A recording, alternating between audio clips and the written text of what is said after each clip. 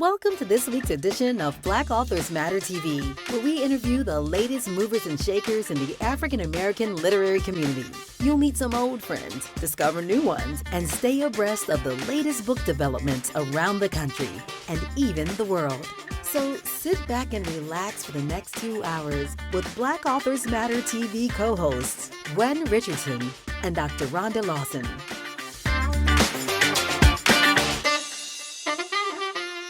Good evening and welcome to the last Black Authors Matter TV episode for 2025.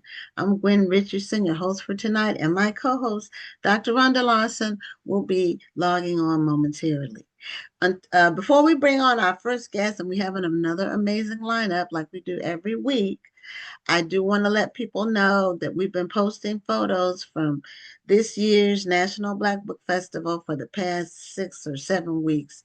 And we had over 700 photos to go through. We've tried to give every author at a table their moment in the sun. And we're still posting and going through photos. So I think we're about 75% done with the posting, but they're on our Facebook page as well as our Instagram page. And if you want to get an idea of what the atmosphere and what it was like and the different authors that attended, then visit our Facebook page and our Instagram page to see that.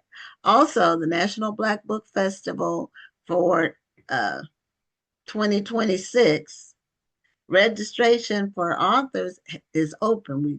We decided to open a little bit early this year on December 15th, which was yesterday, and we've already had registration. So the early bird is the best time to sign up.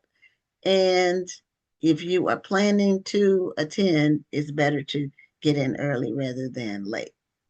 So I'm awaiting our first guest to log on. He had logged on and then he logged off. And this could be him now. It doesn't have a name, but we'll see. It says iPhone 849. So we'll find out. Let's see. Our first guest is Dr. Kevin Brown, and he has a book about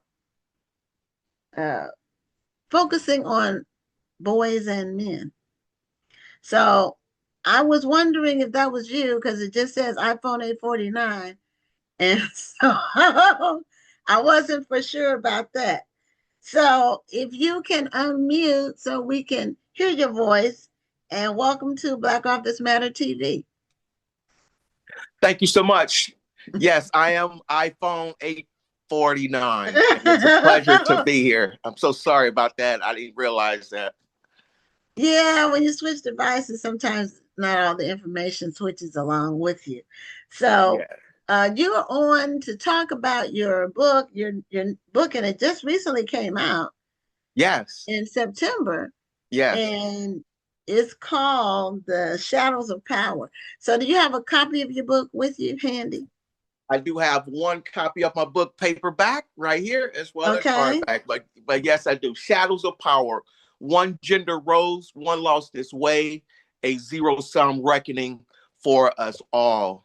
So just in the topic alone, shadows of power. In other words, men were once in power and those things have unraveled or unraveling.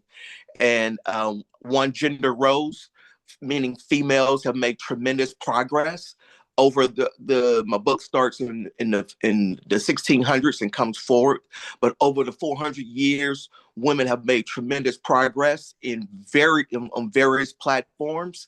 However, I make it tremendously clear, but they still have not arrived. There's still lots of work to be done, but they have made tremendous gains, a zero-sum reckoning for us all. In other words, some of the things or many of the things that men have done that have worked against society, worked against people, enslaving people, telling women they can't go to school, they have smaller brain, God chose them, Jim Crow, slavery, all those things we're living in the shadow and still trying to clean those things up. But we have to do it together. We can't do it in isolation. We have to work together in order to help men and women at the same time. And in this very vast, rich country, we have the resources and expertise where we can help both males and females. Okay, did you write your book with, I'm assuming because you mentioned Jim Crow and those things, that your target audience is an African American audience. Am I correct on that? Well, my audience is for everybody. It's just that within my book, whenever I look at men, my focus is on men and the hidden crisis that men are facing in the modern era. But whenever we look at all men, we do know that Black and brown men concerns are magnified, right? As relates to college enrollment, incarceration, fatherhood, trauma, and so forth. Okay, so yes. When you say for everybody, a lot of times books are niche in terms of the target audience because not everybody's going to be interested in a particular topic, and not everybody feels like the topic is related to them. Yes. So tell us a little bit about why you decided to tackle this topic. It's kind of like the battle of the sexes, but you're saying it shouldn't be a battle, but no, it shouldn't be a battle. Okay. As a result of it being a battle and men saying that God chose men, we find ourselves in this situation, especially men. Out of every 100 suicide, 85 are men.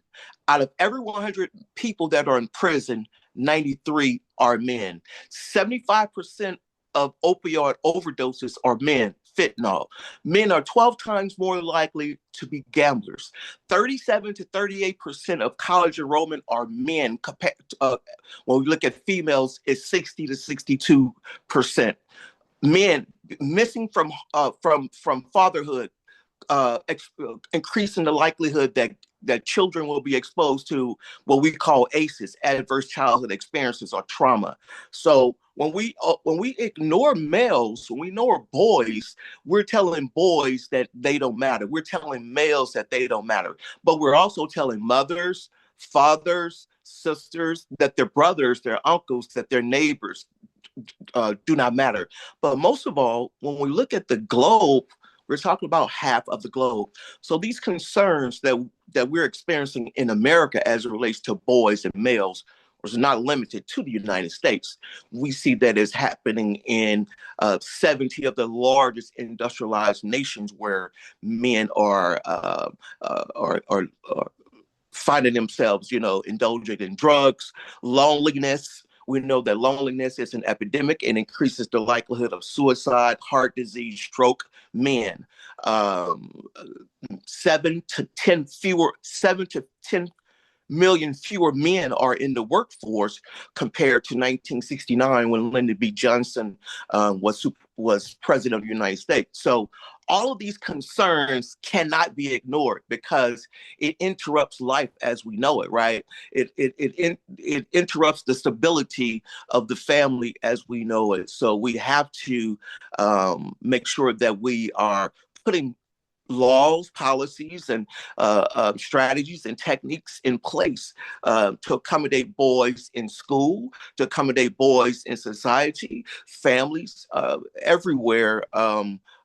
Boys seem to be having concerns, boys and males. So this was the motivation as a sociologist in the study of society. Well, you start to see these things that men are absent from work, men are committing suicide, men are incarcerated. So as a social scientist, you try to figure out why, what is the contributing factor? So those were those variables, those social ills, those major concerns that men are suffering has been my motivation. So what do you see as some of the factors? And of course, this didn't happen overnight. It happened over decades. It was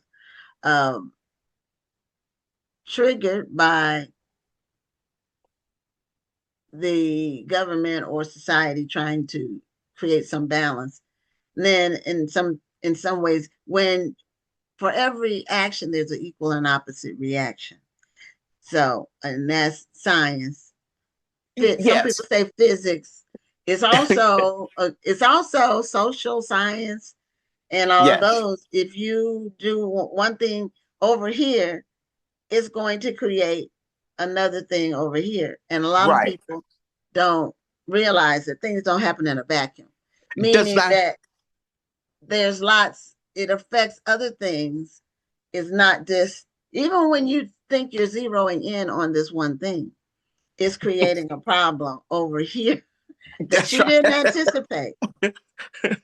Yeah, so that's a very great question. So that's why I went all the way back to 1619, the first slave ships, 1636, the founding of Harvard. Men were in power, explicitly white males, Constitution, creating the Constitution.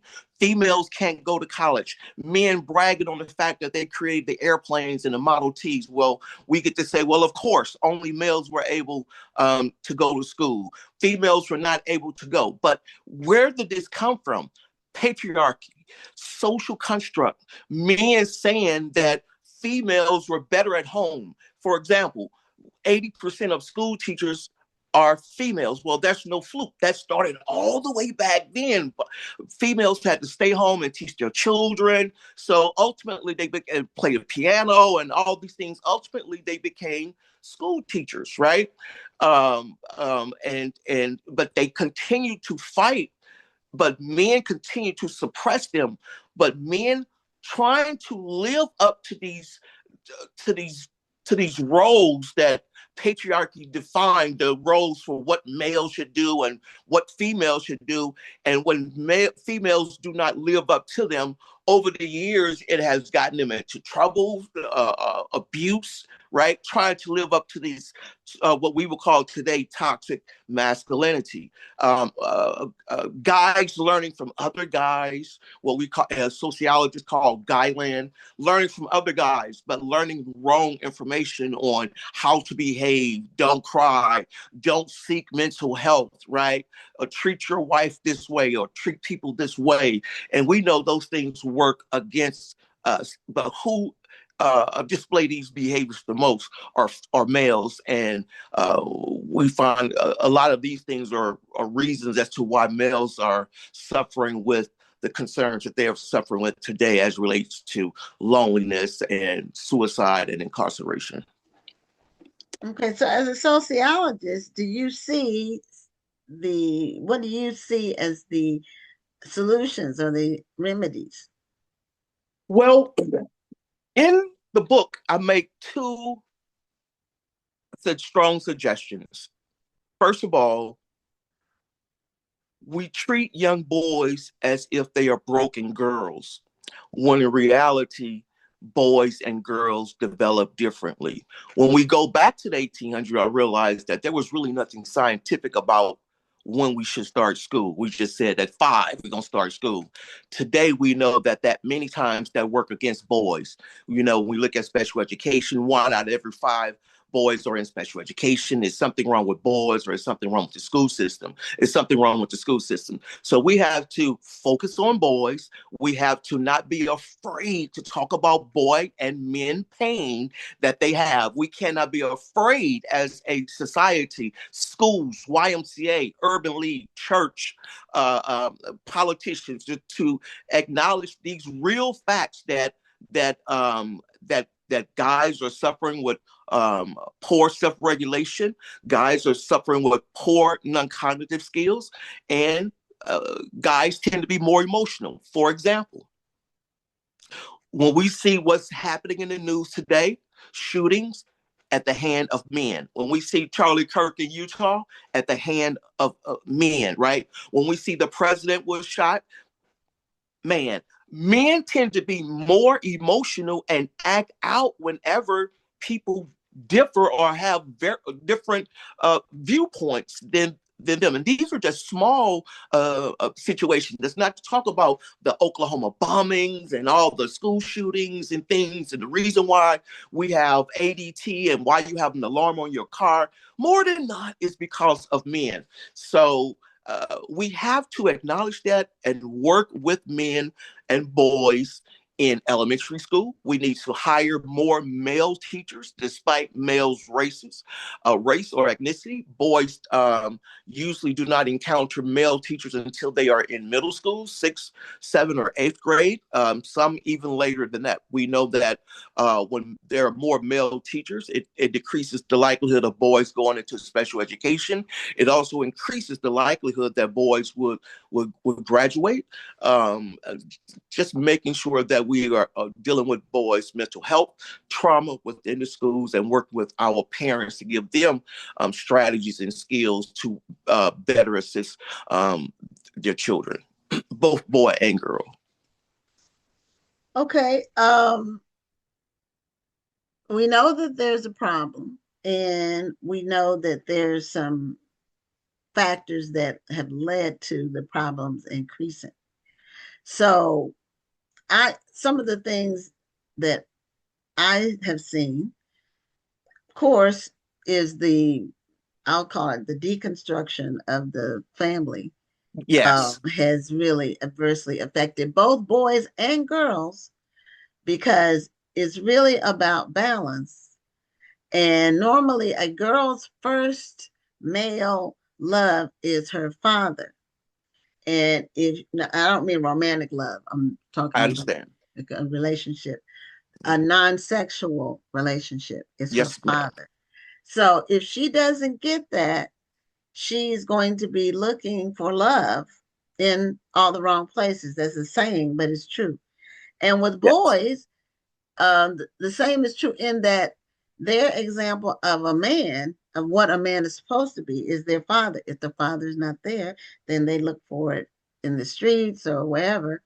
It's not really in the school. Now, I've also, just from hearing anecdotally, and I know it's true, Yes, ma'am. the school system is not really designed to embrace Black boys in particular. And what they do, because boys are more active and rambunctious, as people say, instead of harnessing that and working with it, they give them drugs. Yes, ma'am. So yeah, that's exactly my point. First of all, we have to say that 80 to 85% of the faculty and staff are females, right? Yes. Mm-hmm. Boys tend to be treated like broken girls. Boys Mm-hmm. develop later than girls. If our tulips up here in the Chicago area, if the tulips do not blossom in December, we're not upset. But if they do not come up in March, there's a concern, right? Because that's when it's time. Well, boys tend to blossom in March, right? I have made the case, or many other social scientists, as a result of that, to help diminish boys being in special education, that boys should start school around 6 or 7 to be on par with a 5-year-old girl. Not because he's broken, that's just the way we are designed, or our DNA, or our makeup. He eventually catches up, right? I have made the case that we have to explicitly have curriculums that acknowledge boys and work with boys and not run from it. It's difficult to focus on boys because men have been in power since the very beginning, but now men are suffering, but yet we don't want to acknowledge it because men have done so many things that have been horrific over the years. But now we have to, we can't turn our backs on them. We need them, right? They still have a purpose, as you stated. For girls, you're absolutely correct. I acknowledge that in my book. For boys, you're absolutely correct, right? What it means. But we have to redefine what it means. For, redefining masculinity, immature masculinity versus mature masculinity. Mature masculinity, you're a contributing factor in the family. You're part of the family. You're going to the basketball games. You're contributing with your daughter. You're there at home. You're part of the family and doing things for the better, to better the family. I view that as mature masculinity. Immature masculinity is the opposite of that.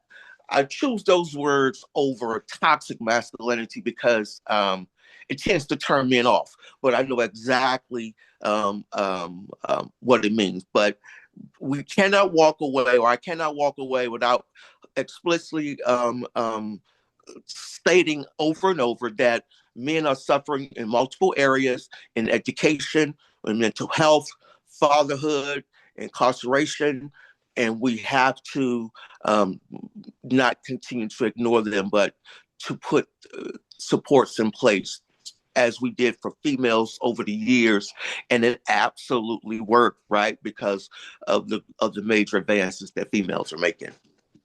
I wanted to welcome my co-host to the show. Since you hadn't had a chance to meet her, Dr. Rhonda is on the show. And Hi. Hi, this good is evening. another Dr. Kevin Yes. Brown. Yes. So now I hear what you're saying. Yes. About and women, all women know that men mature slower than women do. Progressive Insurance knows it. State Farm knows it, right? Because the insurance doesn't go down until he reaches 25 or 26 because of those poor self-regulation skills. I'm more likely to speed. I'm more likely to get in an accident. More likely to get in an accident. I'm more likely to lose control. I'm more likely to do donuts in the middle of the street, and and yes, do dumb stuff. But I would say, this is just my opinion, and I've thought a lot about this over the years because I've seen the changes. I think that because boys mature slower, they need to go to school early because they need they need guidance at a younger age so that as they mature, they're getting guidance. If you can't wait till somebody's 6 or 7 to try to, and what are they going to be doing between 0 and 6 or 7? What are they going to be doing? They need to be in school at 4. This is my opinion. I don't have sons. I have stepsons that I helped raise when they were 10 and 12. My husband got married. Boys need more hands-on, definitely male hands-on. Yes, ma'am. And they need more guidance. And they don't need drugs.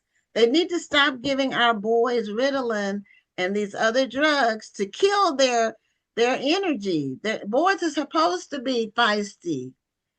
I had two brothers, and they wrestled all the time. But it was like play wrestling because they're active. But what happens when you? But do we need to put boys in school earlier? Or do we need to get involved with them earlier? Like maybe mentoring them earlier. Or getting men outside of the family involved with them earlier, because uncles, dads, those are great role models. But sometimes for instance, Phi Beta Sigma has a wonderful Sigma Beta program. Yes.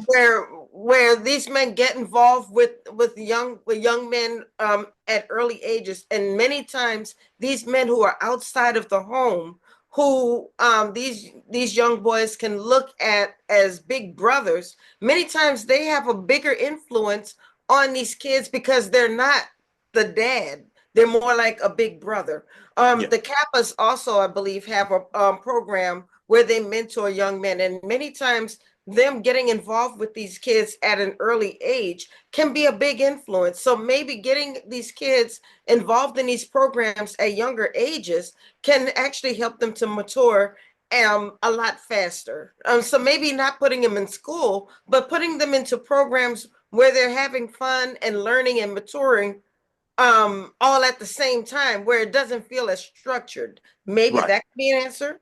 Well, that is an answer, and I there's a workbook in the book, right, in the back of the book that points this out, right, to have those things in place, that structure, right. That's exactly what we want, but that is different. Those are non-cognitive skills. Those are soft skills, right. Those are absolutely imperative in order to do school well.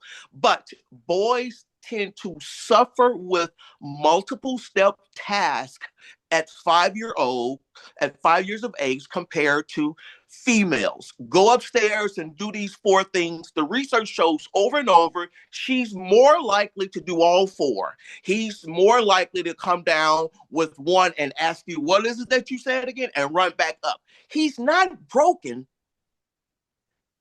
It's just that when our brain developed at a later age. That's exactly what I mean about treating boys as broken females, right? We have the overrepresentation of boys in special education, especially African-American boys in special education. And we have to continue, I have to continue to say, but who's making the referral to special education? Right. It's a female teacher. And a lot of the female teachers are not Black. I was just about to say that not only is it a female teacher, but it's a female white teacher. Who is telling, because the same thing almost happened to my nephew. It was a female white teacher who said that my nephew should be on Ritalin. Yes. Things like this. So, and I refuse to let them take that Ritalin, because what you're not going to do is drug this young Black man instead of finding a program that that can fit him, so you can find his talents, so he can blossom. You are not going to drug him up and then blame him for being drugged up later on. Yeah, right. If they're zombies, if we allow them to develop later, it diminishes wanting to put them on drugs because they have matured. That's exactly the case that I'm making. But here's the other part. This is not limited to the United States for boys. This is Canada. This is Africa. This is Afghanistan. This is Australia. This is France. This is Japan. This is China. It's over the globe. So if it's over the globe, we have to consider, are there some biological factors here that we have to consider? Absolutely. We call that the frontal lobe. Boys' frontal lobe develops later. Boys often suffer with frontal lobe concerns, more so than girls. Autism, bipolar, schizophrenia, ADD, ADHD. Boys are more likely, yes, females, but boys are more likely to suffer from those things, or they are told that they have those things. And in many cases, or there have been many situations, that wasn't it. It was just immaturity. Or just a boy being a normal boy. Yes, I accept that. That acts like a boy. Boys are more rambunctious. They have more energy. Yes. And if you give a girl a task or a assignment, like you were saying, a girl's gonna be more likely to sit quietly and do it. A boy might jump around some and get distracted by his cars or his blocks or whatever. He might still get it done, but he's more likely to be distracted. And that distraction, ma'am, gets him kicked out of the classroom. Yeah. Right. So now he's being a boy. He's going when they run through the door, they tend to jump up and slap the top of the door. Right. They tend to, if we have decorations in the hallway at the school, they jump up and pull it down, or they gonna dunk the fake basketball. Just boy stuff. And that's exactly my point. When there are more male teachers, despite their race, are more likely to absorb that behavior because they know boys going. When I was in school, boys will be boys. We had knee pads. What were those jeans? Tuscan jeans. You had knee pads, right? That came in your jeans that we got from Sears because, right, boys going to be on their knees. So, but I will continue to say that we have to focus on males and boys to get them back into schools, and whether it's trades, or 2-year or 4-year school, opposed to many mothers are saying that they can't get their boys out of the basements. They're vaping in the basement. They are doing a lot of searching on pornography. Just dealing with anxiety and depression, and no desire to be part of society. Well, that's where dads come in, because Yes. dads are necessary. We've talked about that. Like, it's like we threw dads away for a while. Yes, and then ma'am. we realized, no, they're we necessary. can't do that. We can't do that. Yeah. So anyway, we're at the end of our time, Dr. Brown. We just got started. I know, we just got started. I just joined you. Come on. Show us a copy of your book, Shadows of Power, and also let people know how they can get their copy. And I did put your link tree in the chat. Yes, Shadows of Power. You can purchase it off of Amazon, Barnes and Nobles, Goodreads. It's all over the internet, Instagram. Pick up your book today. It's an interesting book, and it gives you a different insight as to why males are suffering the way they are suffering in the modern era. Okay, well, thank you so much for being a guest on the show. Happy holidays, and thank you. Merry Christmas, Happy New Year, Happy Kwanzaa, all of them. Okay, have a great night. Thank you. Okay. Bye-bye. Happy holidays. Same to you. Happy holidays. Yeah, before we bring on the next guest, I was telling them this is our last show of 2025. Can you believe how fast the year went? It's just it did go fast. This has been a crazy year. So much has happened. It has. But we continue to go forth promoting Black books, Black bookstores, Black book clubs, and just Black everything authors. And Black authors, everything literary. We continue to promote, and we will continue in 2026. So I believe this is our next guest. It's no name. I know what is going on with our guest. I know. I don't know. I don't like it. I don't like it one bit. Because we don't know who it is. It's Motorola something. It's a Motorola phone. That's all we know. So let's see who comes on screen. And our next guest is a mother-daughter co-author. Okay, so I assume that is the mother-daughter team. Okay, of Jennifer, and is it Zariah? Yes, Zariah. Zariah. Okay, Zariah, Richardson, Wilhite. And you both look beautiful. You do, and she has her little crown, and showing that she's a princess. And thank you for being a guest on Black Authors Matter TV. Thank you for having us. We're excited. Okay, so you have 2 books, I believe, or is it one book with two titles? It's 2 separate books. 2 separate books. Okay. So tell us the 2 books that you have that you write them both with Zariah or Zariah? Yeah, Zariah. Yeah, Zariah. Okay. All right. Hi, Zariah.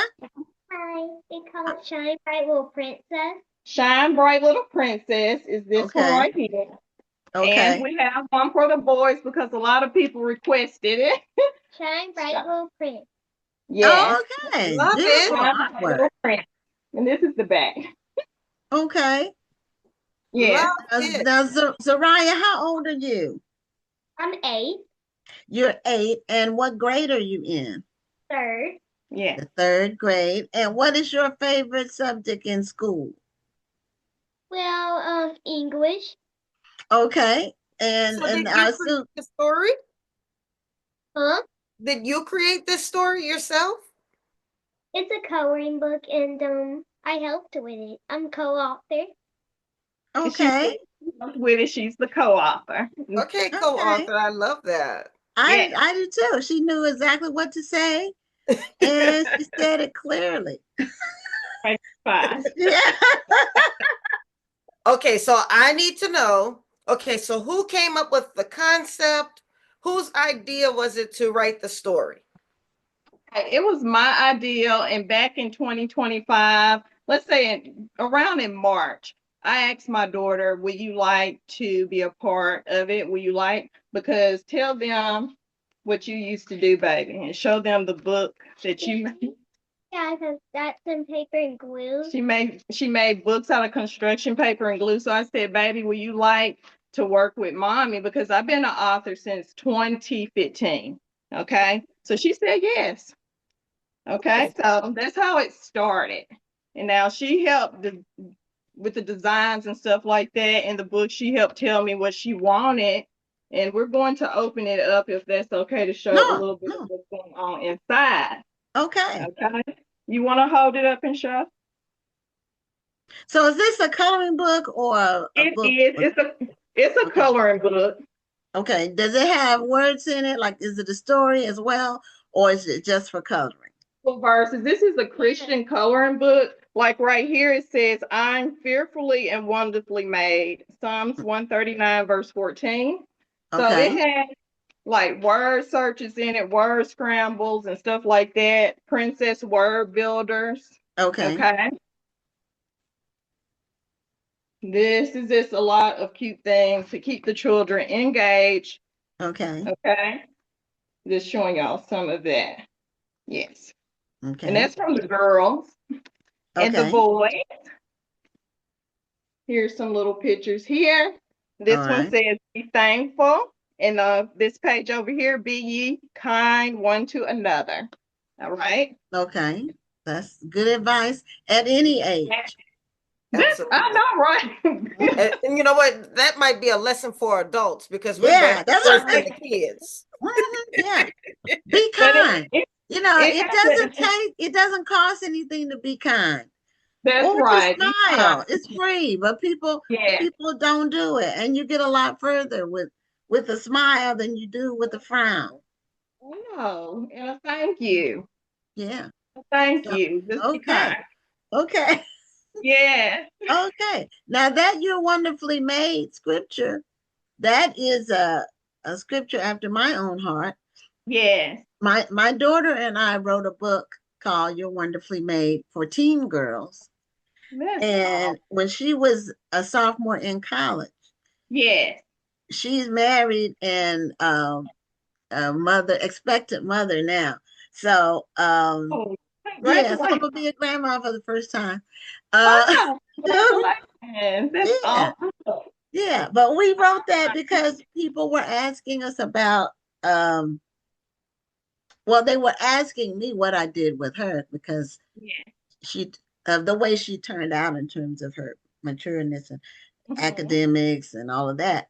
And so we decided to write the book together, and it got nominated for an NAACP Image Award. So I'm saying that to say a lot of mother-daughter projects can really develop into something really great and beneficial for your daughter and for the mother. And she ended up getting money for college because of that book. Because of the nomination, she got substantial money for college. Wow. So just keep that in mind. You don't have to quit. You can keep going with it. And, a lot of things can develop from that, from that activity. Yes. We want to show y'all something. We're so excited too. Okay. December the 11th. Let me pull up this little picture here. Okay. She has her books in stores. Okay. God is so good. Yes. Yeah. Her books are displayed in a store in Alabama. It's called West Coast Loft. And it's a Black-owned business, and she was so kind to put our books in our store. And it was just so overjoyed over. We came back home. We went to the store. We got pizza. We got cheese. We was gonna get cheesecake, but they didn't have it. to celebrate what God has done, because He just keeps opening doors. And while we were in the store, it was a pastor's wife that was in there, and she blessed by buying a book for my baby. And she said, come to our church anniversary tomorrow. So we did. And she told everybody about Zariah and I coloring books. And we got so much support from it. And I just thank God for that, because our coloring books is not just about making money for ourselves, but we take a portion of the proceeds and stuff goes towards helping the homeless, the poor, needy, and stuff like that. So we want to make a difference in this world because a lot of people are out there hurting. A lot. So that's what we take that money, some of the money, and we help out with the poor and stuff. And we also have something else lined it up. We were at Walmart and this lady recognized Zariah. She was like, she looked like Gracie Corn. I was like, she was like, I said, okay, it's probably the hair. But she recognized that she's seen the books in Walmart or whatever. Somebody had the books because we sell them wherever we go. We didn't sold over 250 copies since the release. But she wanted to ask you. She said, I am a school teacher and I would love for you to come to my kindergarten class to tell the children about your book so you can color with them, read the Bible verses and stuff. So I just thank God for opening up another door for us to be able to do that, to help spread the gospel through these books to these children, to get their minds focused on God at a very young age. That's wonderful. And one thing I want to commend you on, and I say this quite a bit. When I was young, my mother recognized that I had a talent for writing and she poured into it. And the fact that you recognized that your daughter had a talent for writing and for art, and that you poured into it, and that you were already a writer and you already had a platform, and that you shared your platform with your daughter, and now you're helping her to build her own platform. I just want to commend you for that, because you never know what that will turn into. And so the fact that not only is she becoming a writer and an author in her own right, but that she's building that platform and she's opening doors for other young children, and she's building a platform where she is where you're starting a foundation, where you're actually taking some of that money and you're helping other people. I mean, you just never know what that'll turn into. Zariah, you may not even turn out decide to be an author when you grow up. But the fact that you are using these skills may turn into something else. I'm an author because my mother poured into me as a young child, but this is not my main job. I have a good government job. And I also retired from the United States Army as a military journalist. So I was able to use my writing skills to build not one, but two different careers. So keep working on your writing, keep building on your writing, because you never know where it will take you in life. So I just wanted to take the time to pour that into you. And I wanted to make sure that I took the time to commend you, Mom, for what you're doing, because you're building something powerful, and you just don't know where that's going to go. That's right. Thank you so much. And it's also something that she'll always remember, Yeah. And that's absolutely correct. There are things that happen in our lives. A lot of times when you look back, it's like a flashpoint. You don't remember every detail, but you remember the high points. And this will be one of her memories. Now, Zariah, when you go out and talk to children or people about your book, how are you able to do it without being nervous? Good question. Go ahead and answer.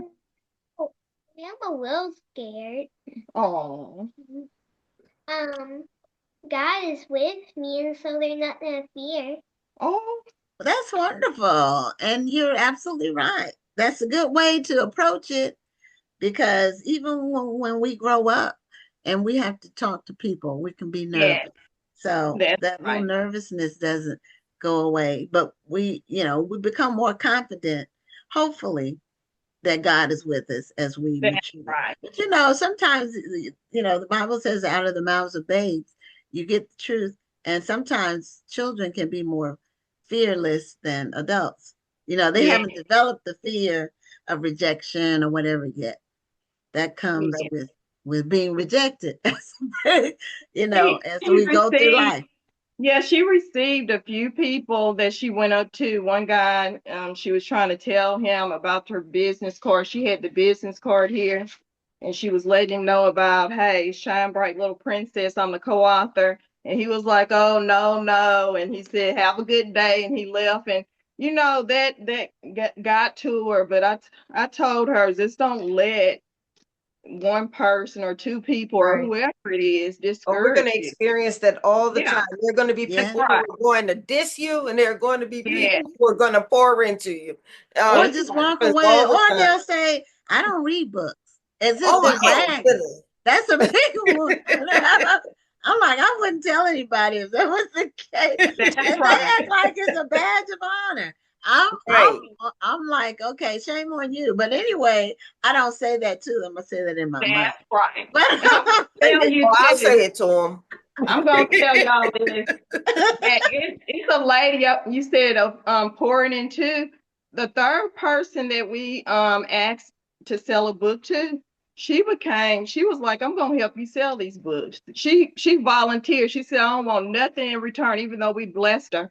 Her name is Miss Annette. Within 3 weeks, this lady sold over 100 books.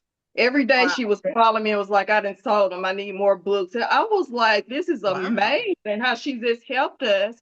And I just thank God for her, because she really got us going where she said, you take them books in the store. She said, I go everywhere with the books. Okay. So we take our books with us and we let people know about them. And we get a lot of support and a lot of donations to help out with what we're trying to do for God. And I thank God for the opportunity. Well, now, is Zariah your only child? I do have another one. So I have 2 children. Okay. All right. My oldest is 15 years old. And I asked her, would she like to be a part of doing a coloring book called Shine Bright Teen Princess? And she was like, yeah, I think I would like that. But Mama, I'm scared to go out and ask somebody to buy a book. So I told her, wait. I said, that's okay. We just have to work on that. You know, you might have a little nervousness at first, but once you continue to do it, it's nothing to be nervous about. I mean, it's about spreading the gospel, okay, of God. You're helping little children to develop a relationship with the Lord with these scriptures and stuff like that. Even in our book, we have a section that says draw for God, that they can draw God a picture and stuff like that they can do and engage. It's have prayer time up in these books too and stuff like that. Now, did you? It does take a certain level of bravery to get out there and offer a piece of yourself to people. That's right. I do understand, and it is something that you have to prepare yourself for, because it does kind of feel like a rejection when people don't want to buy your book. But you do have, it's something that you have to work through.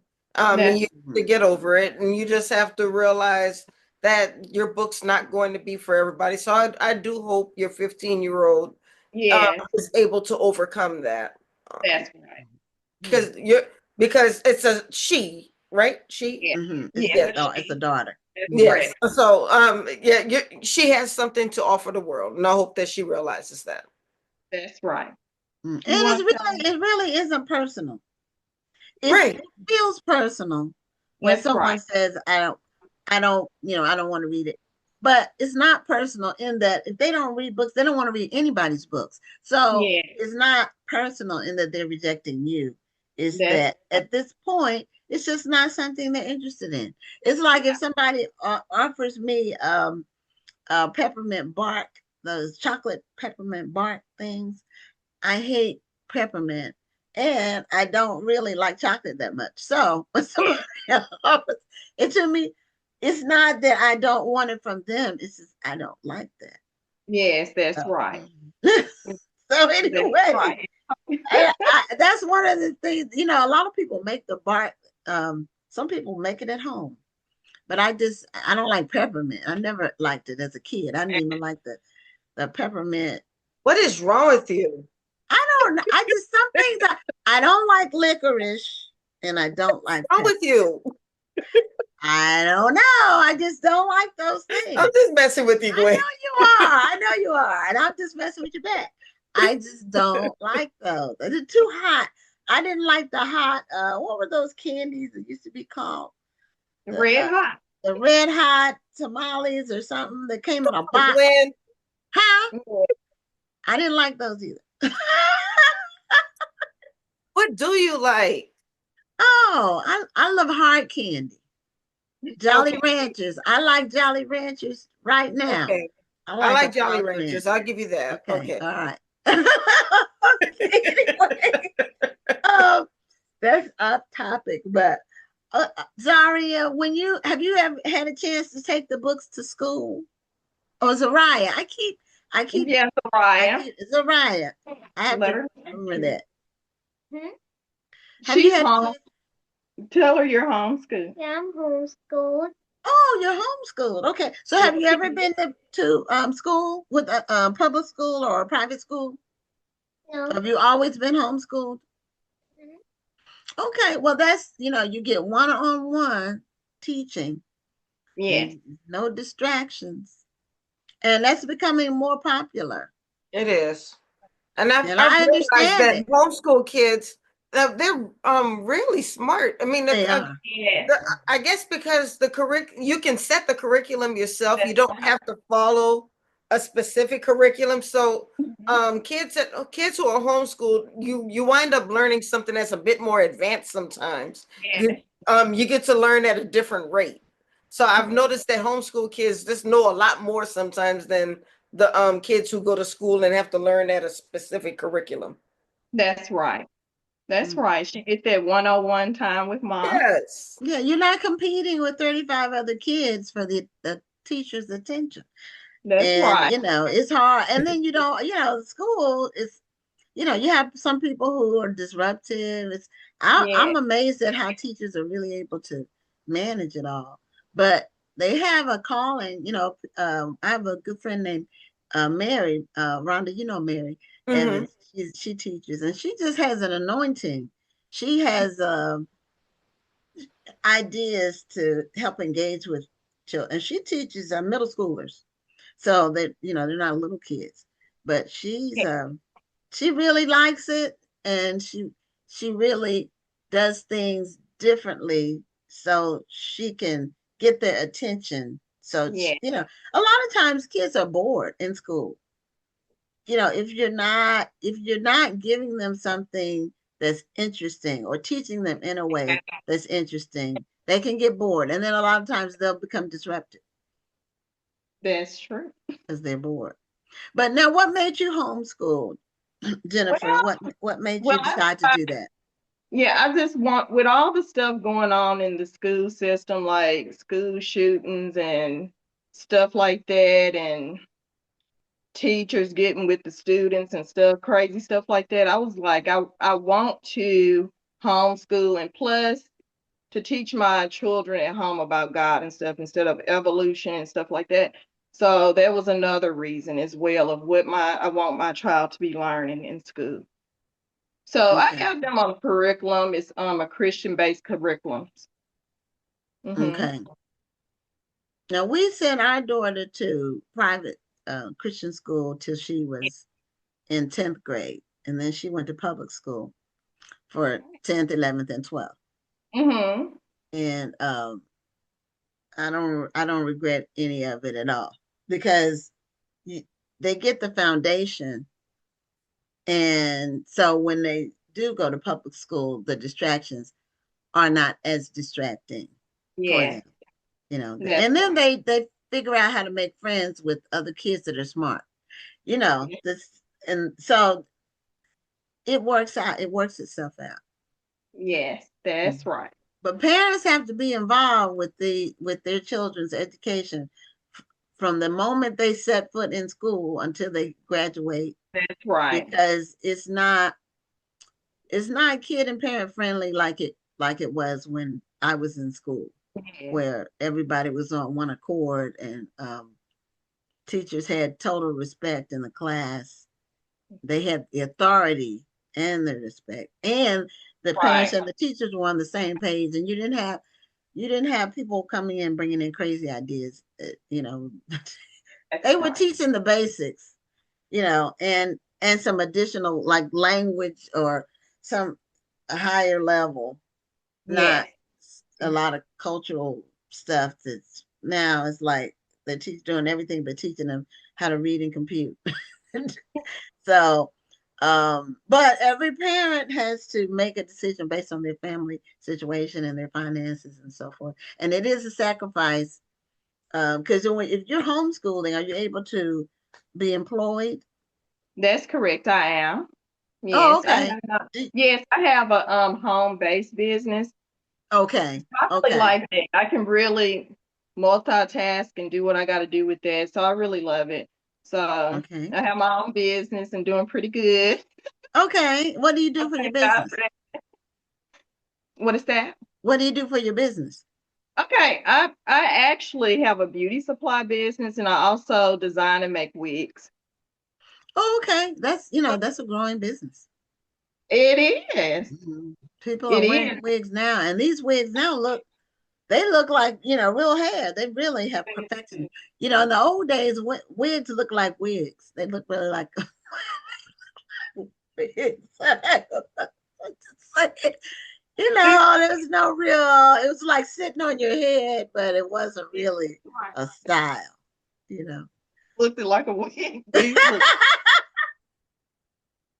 But now the wigs don't look like wigs. Yeah, it used to be, back in the days, this was like for old folks now. Yeah, wigs were for old people. Yeah, but now it's not.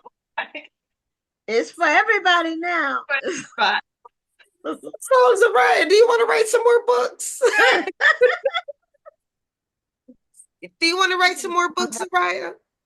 Yeah. So do you already have an idea? Huh?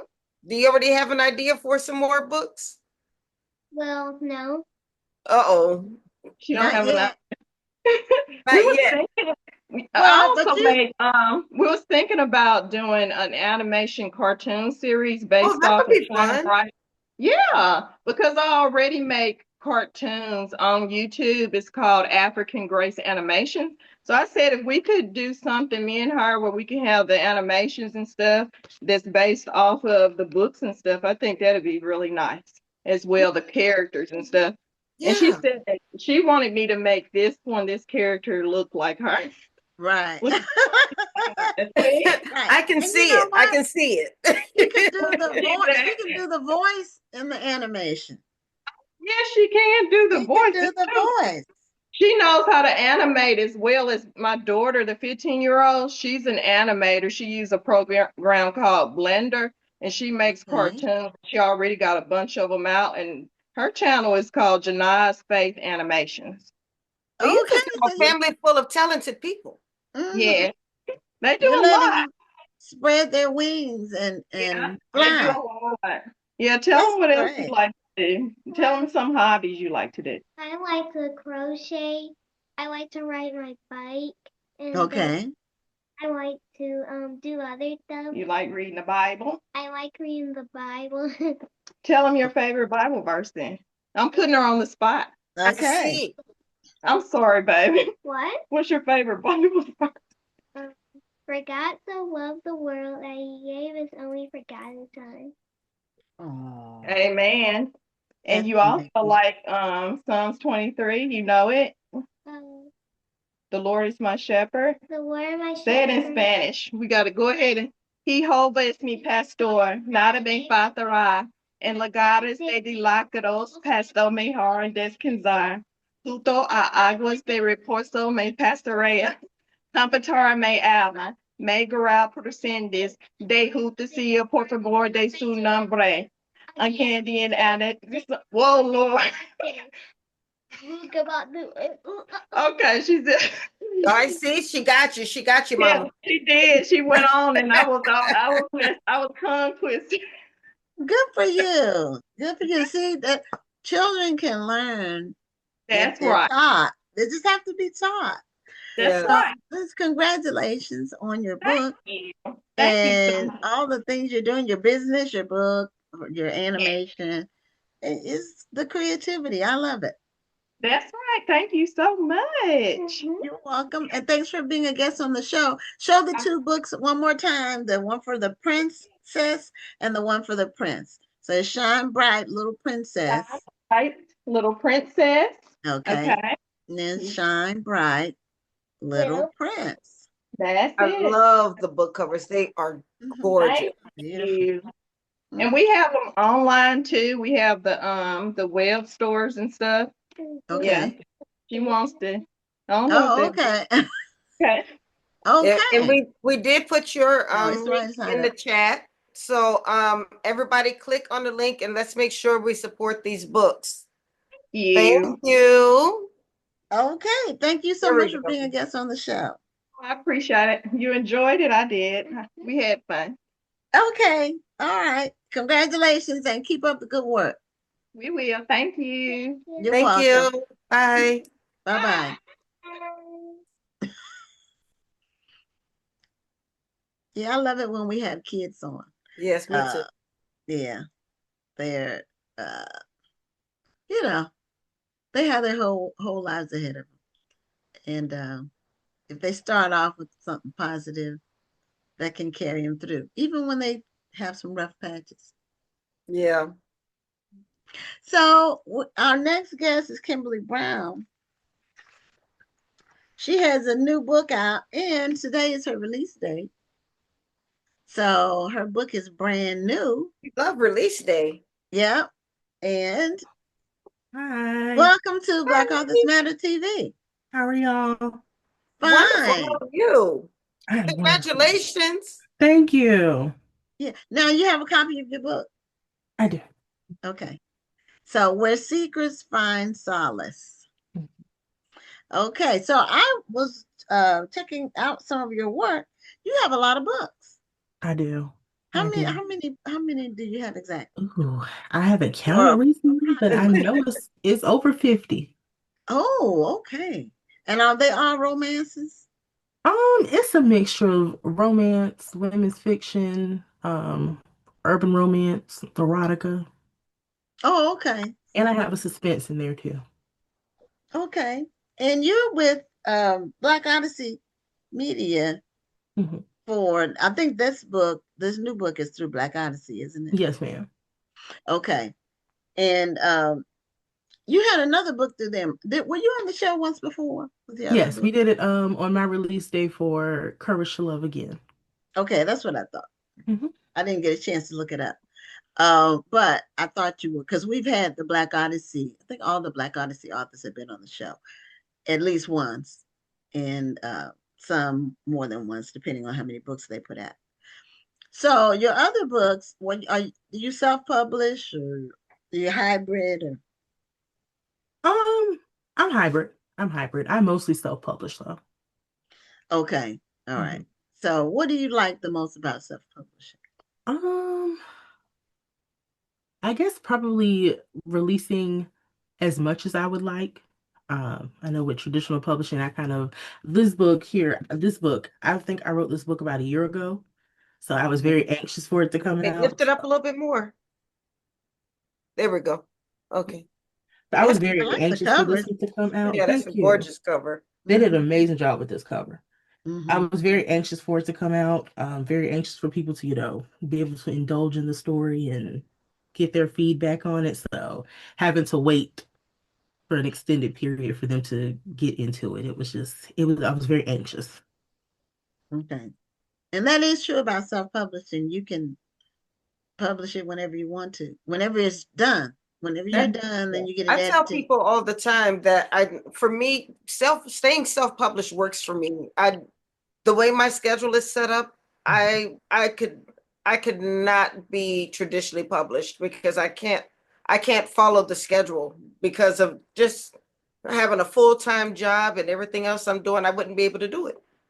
I have to be self-published. Well, being an indie author is my full-time job now, so I definitely have to publish as often as I can because I can see that too. Yeah.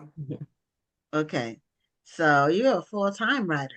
Yes, ma'am. I've been full-time since October of 2023. Okay. All right. And what were you doing before you became a full-time? I was a behavioral health assistant at the Department of Mental Health. I worked with the kids in a psychiatric hospital. So. Oh, okay. Wow. Well, that was pretty demanding, I'm sure. It was. Yeah. They gave me a good bit of material. Well, what I was going to ask you, were you able to utilize some of your experiences in your storylines? Not naming names, just situational. Probably some of the situations for some of the more extreme characters, like some of their behaviors. I've seen a lot of, I don't want to say mental cases, but a lot of behavioral issues that I can also implement in books and do it the correct way because I've seen it firsthand. Mm-hmm. So when you got with, how did you end up with Black Odyssey? So when I got my first traditional deal, I was under Beloved Publications. Um, and What is it? Beloved Publications. Are you saying Be Love? Yes. Okay. All right. I was under her She's publishing been on company. the show.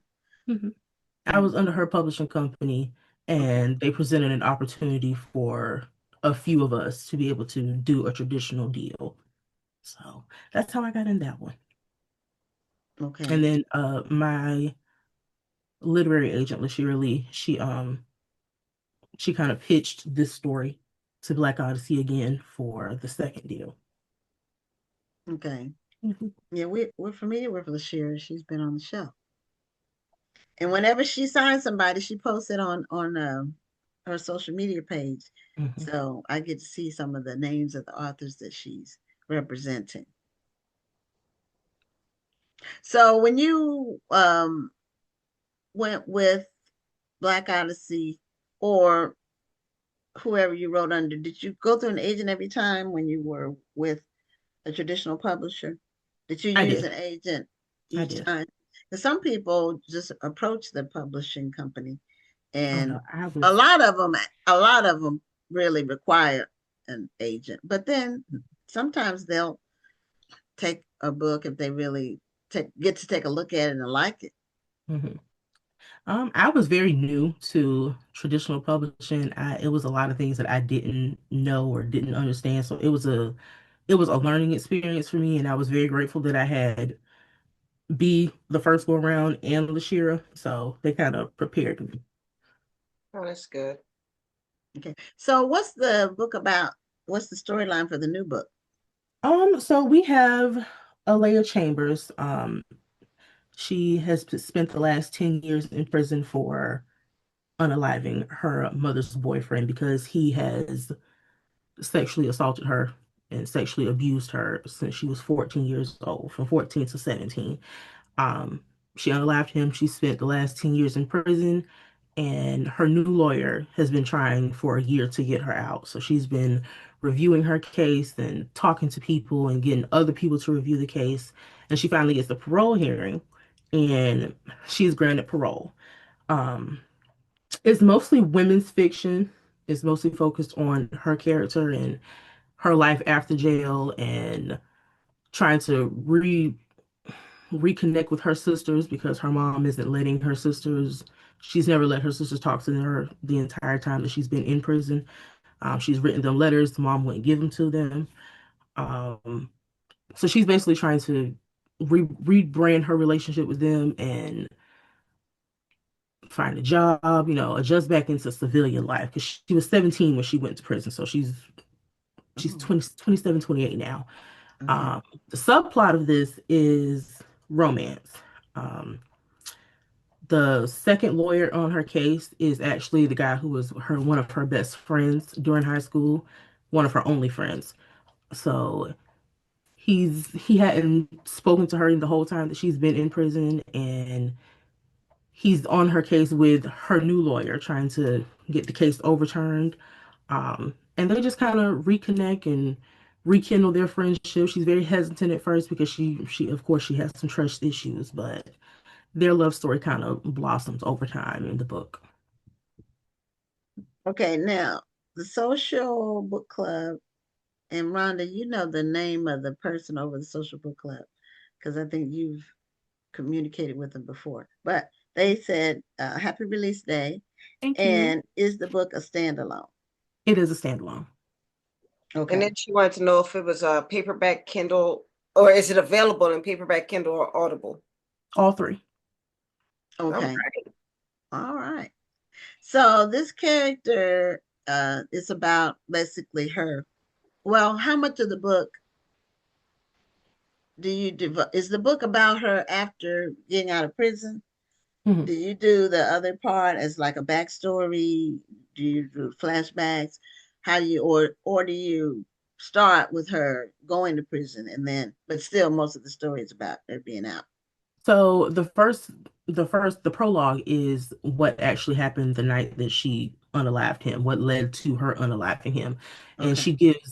we get a flashback in there of how it started. And we get flashbacks throughout the book from both her POV and her love interest POV because he's seen a couple of things that happened in her household. So we get flashbacks from both of them about what happened. Okay. And so what was your inspiration for writing this one? Um, I feel like a lot of women can relate to her character in the sense of if you ever heard the phrase, what happens in this house stays in this house, Mm-hmm. where Mm-hmm. it's just so much trauma and things happening to people and it's not being taken seriously. It's like it's not being reported because it's a family member or, something like a close family friend. So I think I wanted to write a story for the women or the men, anybody who's ever been in a situation where they felt like they haven't been heard or they have been silenced for the sake of protecting somebody else when they were the ones who were the victim.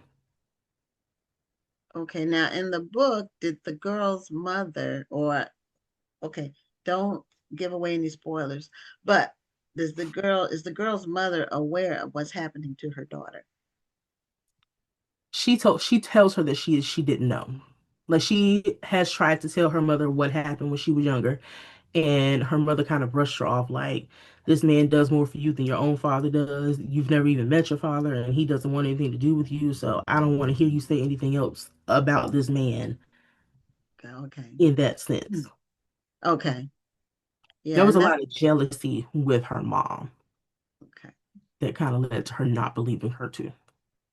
Okay. Well, and that's not uncommon. Not at That's all. not a new story. Um, it was another question. Oh, that was a social club. So, based on your array of all the different books that you've written, what would you say is Kimberly Brown's like signature, or how do you know a Kimberly Brown book? How does a reader know a Kimberly Brown book? It's definitely going to be an emotional read. You will probably feel every emotion. You'll laugh, you'll cry, you'll probably want to fight someone. You might want to curse someone out. So you'll definitely be in your feelings. You'll definitely Okay, be in your feelings. so that's in. So is that from book one? What was the title of your first book? Do My you first remember? book was called Pretty Cage Bird. Pretty caged bird with a Yes. D. hmm Oh, okay. Now, what was that one about? And based on just your volume of work, how do you think your writing has changed or evolved? So, what was that first one about? So the first one was about, okay, so we have, it's kind of like the other side of the tracks. The FMC comes from a wealthy family, a very wealthy, prestigious family. Um, the MMC, once upon a time, he was into illegal activities, but he's kind of, he was into illegal activities because his father passed away. His mother, she needed help around the house, like help raising his twin siblings, his younger twin siblings, and keeping food on the table, keeping a roof over their heads. So he did what he had to do, and he's been far removed from that life for so many years now. So he's running his father's barbershop. Um, the FMC is one of those things where money doesn't make you happy. Her mom was very controlling. She was trying to marry her off to someone to keep money in their family and keep up looks and appearances. And the FMC did not want that. She wanted to live a normal, regular life with normal, regular people, and she wanted to find her own love. So she ends up going to a charity event, and her fiance, the man that her mother wants her to marry, he was there. And she ends up leaving in the middle of the charity event and gets her best friend to come get her. And they end up going to a club. And that's when she meets the MMC. And they just kind of had it was kind of like a love at first sight type of thing for them. They were very attracted to each other. He wanted to get to know her. She wanted to get to know him. And her mother absolutely forbid it. She ended up coming to the club to get her with their security. So she kind of snatched her up out of there, and it was very embarrassing for her. She forbid her to see him, and she did not listen. So okay, she it was sounds a determined little she was bit going to like have the her own love. lady, the mother in Medea's family reunion. She definitely gave her vibes. I love the way you're talking about him, because you sound like you're talking about some folks you know. Yeah. And the crazy thing is, I guess because I spent a lot of time with some of these characters, so I do feel like I know them. Yes. I mean, if I weren't careful, and I know I had to step away for a second, if I didn't know what you were talking about, I'd be like, who you talking about, girl? Who these people? Honestly, when I write, it plays like a movie in my head. So when I talk about the characters, it might seem like I'm talking about someone who's real. That's the best way to do it. That's the best way to picture the whole story. I mean, it should feel like a movie in your head. It should. Developing those characters. That's when you and Rhonda and I are both writers, so that's when you can close your eyes and say, okay, this is how I develop dialogue. I say, okay, what would he say? And then, okay, how would she respond? And then, okay, how would he respond to her? And then I just go back and forth in my head with the dialogue. Because dialogue is really important in fiction. It can really make or break, or make something interesting or boring. I agree. I try to write in a way that not only where I can see it in my head as it's happening, but when readers are reading the story, they can kind of see it in their head too. Right. It can be a visual for the reader as well. Okay. Social Book Club said, if you never read if you never read, I guess, a Kimberly Brown book, what book would she recommend for a new reader? So somebody picking up your book, one of your books for the first time. I have a couple. Your whole 50. I have about 3 or 4 that I would recommend. Tethered Love, The Last Sad Love Song, Hold Me While You Wait, or Rhythms Blues. And why would you choose those books? I think because those hold some of my favorite characters that I've written, like characters that I would possibly do like cameos for in other books, because I love them so much and I'm not completely ready to let them just rest.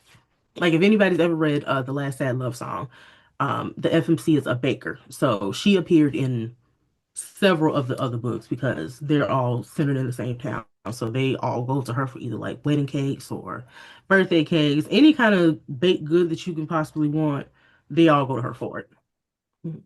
Okay. So if anybody's like not aware of the acronyms, FMC is a female main character. I'm sorry. Yeah. Because it threw me off at first, and I was like, okay. FMC is female main character. She said it so fast, I didn't even hear her say it until you said it, Gwen. Okay, it was fast, and I was like, okay, is this a name? And it's just like a nickname. I was trying to figure out where it was going, but then I'm sorry, it is an acronym. Okay, and some people are using those as I see them on like book groups. People are using them more and more. Avid readers, they assume everybody knows what they mean. Like I was on a page the other day. I think it's the Black Authors Association or the Black Girls Book Club. Anyway, it's one of the online groups, and somebody was saying they DNF a book, and people were going back and forth about which books they DNF. And then somebody said, I don't mean to be, dumb, but what is DNF? So that did not finish. So, the acronyms come up, and Rhonda says she likes to finish the book she starts. And it's hard, but I try to get through it. I'm going through I'm not gonna say that because y'all might figure out what book I'm talking about, but there's some books that I have struggled to get through. But I'm gonna get through it. I'm struggling right now with one. See, I can't wait till it's over. I have like 50 pages left. I can't wait till I'm done, and the only reason I'm finishing it is because it's a book club book, and they said they wanted to know what I thought about it, and I hadn't started it because I got behind because of all the stuff I was doing. But I will DNF a book in a minute unless it's a book club book and I feel like I'm obligated.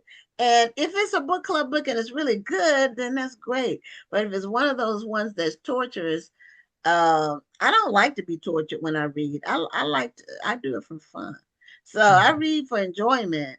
And so when a book is like where the plot, the one I'm not gonna of course say the book, but when the plot is just so fantastical or unrealistic that I can't, even if it's a somewhat fantasy, which I don't read fantasy books. Maybe that's it. This book is like in a fantasy genre, and I don't read fantasy books. So it's so fantastical that it's like this wouldn't happen. That wouldn't happen. She wouldn't do that. And so I'm doing that the whole time I'm reading. Will you DNF a book? I will. If I can't get into it, I will put it down. I figured you would say that, Kim. You seem like a DNF type of girl. If I'm not into it, or if I can't get into it at the moment, or if it's not my cup of tea, I will put it down. I don't mind that. Yeah, it just might take me a while, but I do try to get through the book. Now there have been some times where I've struggled to get through the book, and then I'm mad when I get to the end because the end isn't even satisfying. But then you took all that time. Time is too precious. It's too, and the books are too plentiful. But I have that FOMO though. I'm so scared that it's gonna be good at the end that I want to keep on going. If somebody insults me by forcing me to read 300 pages and only the last 15 are good, I don't want to read it anyway.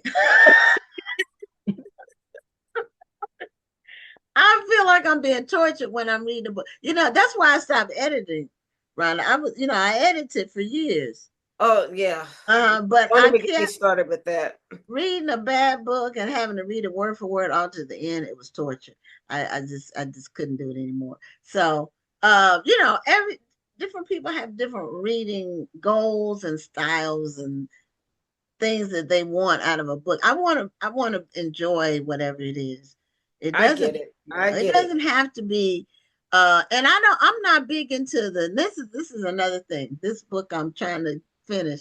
Not only is it fantastical, I don't even know if that's a word, but I think that is a word. But it's one of those literary genres. Like it's like high literature. I need low lights. I need just the basics. I need a story that's linear. It can go back and forth, but it has to make sense. Anyway, Kimberly, that is an aside, but it really isn't because it's about how writers write and how readers read. Mm-hmm. And the way play is play. Oh, sorry. So Kim, now you have today's your release day. Mm-hmm. Do you have any signing events or any release events coming up that we should know about? I will be at Jaquel J's event in Brooklyn in July. Okay. I'm taking a break from doing so many events next year because I've been on go for the last 2 years and I needed a little bit of a break. So I'll be there, and then I'll be at my event with Aisha Bree in October for Southern Hearts and Sign Kisses. Now, Tony Bonita says she forces herself to finish when she starts. See? And Tony Bonita reads a gazillion books. In fact, Tony, have you read any of Kimberly's books? And she's commented, so she's watching. So I want to know if she's read any of your books so far. But Tony, do you know Mama Tony, Kimberly? Have you heard about Mama Tony? She's an avid reader. She's everywhere. And she reads a ton of books. She had her number that she had read for the year, like 6 months in, and it was like, okay, I'll never even be close to anything like that. But she reads 3 or 4 books a week. So she's an avid reader. So, oh yes, she said yes, she has read at least 1 book by you. Thank you. Are you going to, somebody asked, are you going to write non-romance books in the future? Because the romance genre is overwhelming sometimes. That's what the person said. I have a couple of different genres that I want to test out. I want to do like a thriller, suspense, maybe a horror. Once upon a time, I said I wanted to write a fantasy, but I think it would take me so long to write that because it is so much world building and so much. It is a lot. I feel like I have to do so much plotting before, like so much planning before I can even get to plotting out the book. So that would take me too long. So I'll stick to reading it if I want to indulge in that. But as far as writing it, I probably won't. Yeah, some of the fantasy books are thick. They're like 500 pages. The one I'm reading isn't, but it feels like 500 pages. See, that's the thing. If a book is really good and it moves, it seems like it's short. Even if it's long, it'll seem short. I read some excellent 500-page books that didn't take me a long time to read them. But you can take a 200 or 250 pager that's just like pulling teeth, and that's where I am now with the teeth pulling. So yeah. I like a book that feels like it's moving. I mean, the Reformatory was a long book, but it did feel like it was moving. It did move. It was just sad. It was like very heartbreaking.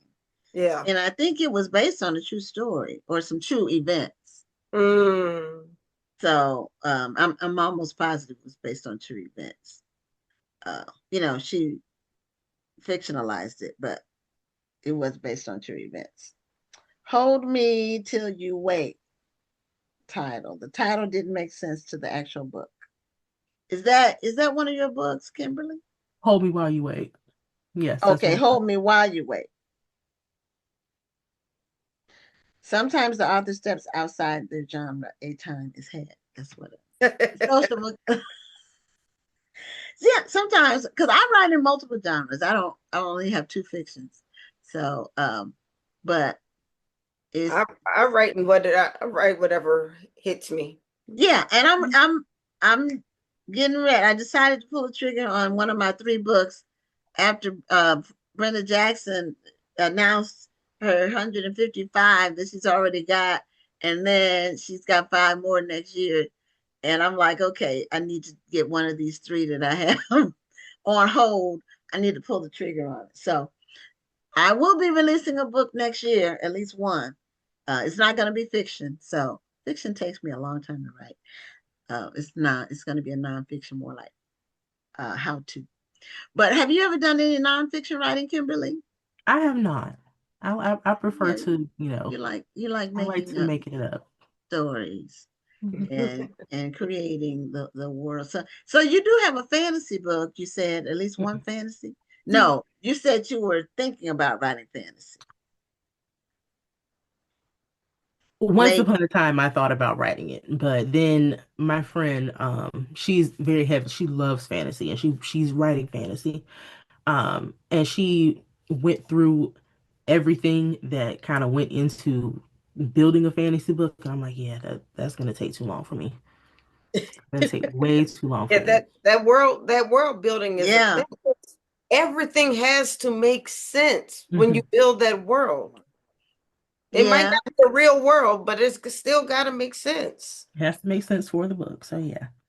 It's a growing genre though. There's a lot of books being released in that. And they had some avid readers, people that are constantly looking for more. So kudos to those who can write those kinds of books. As well as, now romance is there are a lot of romance writers, more than there, like in the last couple of years, seems like there's been an explosion. Do you feel like that, Kimberly? I have seen a lot of, I think in recent, at least in the last year or so, I've seen a lot of people that I've known as readers step into the writing world, and I'm very happy for them with that. I feel like if that's always been a dream of yours, give it a go. It's enough room in here for all of us. It is. The romance genre it has to have a happy ending. Mm-hmm. So that's like what the romance readers expect from, from a romance. It has to have a certain formula. It's got to fit the formula. Yeah, it's got to fit the formula. So now when you do your romances, do you stay in that sort of that framework, or do you ever add any other elements to your romances? I can add a twist to turn here and there. I'm not a person that outlines, so I kind of just write off the top of my head. So the characters definitely drive the story. I tell people the voices in my head work for me. So however they say the story is gonna go, that's usually how it goes. Okay. Well, we're at the end of our time. Can you show us the cover of your book? Your newly released book, one more time, Where Secrets Find Solace. Really like that cover. That is a beautiful cover. It's wherever books are sold, and it's under the Black Odyssey Media umbrella. So thank you so much, Kimberly, for being a guest on the show. Thank you for having congratulations me. on your latest release. And we're sure we'll be seeing you in the future. You will. Thank you. Okay. All right. Have a great night. Happy holidays. Same to you. Okay. Well, we're bringing on our final guest, and this is a prolific author, and she was also a featured author at the 2025 National Black Book Festival. So we actually have asked all of the featured authors to come on the show, and I think they've all been on except one. So we're going to reach out to that final one. But Rachel was in Houston in October for the National Black Book Festival. So thank you for being a guest on the show. Thank you for inviting me to come on the show. And again, thank you for inviting me to come to Houston. That was a great time. I really had a good time. It was hell getting back home because of the weather. But, you know, and I'm from Los Angeles, so we don't believe in like all that. And we sat on that tarmac and they shut the airport down. And I'm like, what is this? What's happening? But I got home. And I'm here, and it was worth it. Now, the day that you left on that Saturday, Saturday. That Saturday, and we had some weather the night before, and then because we had tornado warnings, and flash flood warnings in some places. Not where we were, but Houston is big, so it could be. The tornado warning was 5 miles from where I live. And we didn't get anything. We didn't get anything. I was so grateful. We got the warning, they tell you to seek shelter, but nothing. There's no really high wind. But 5 miles from me, they actually had a tornado, and they had roofs off and all that. No, I rebuked it all, and we sat there, and I'm like watching the lightning, and it's like, well, why are we on the plane? Because I'm a native of Los Angeles, and we have bad weather. Like when I got home, we had really, really aggressive rain. Like it was pretty bad. People, especially, we have fires.